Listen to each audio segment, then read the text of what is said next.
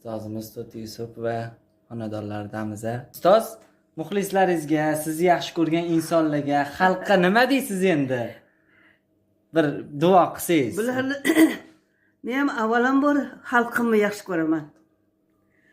Chunki meni katta qilgan, ko'rsatgan, elga tanitgan bu xalq.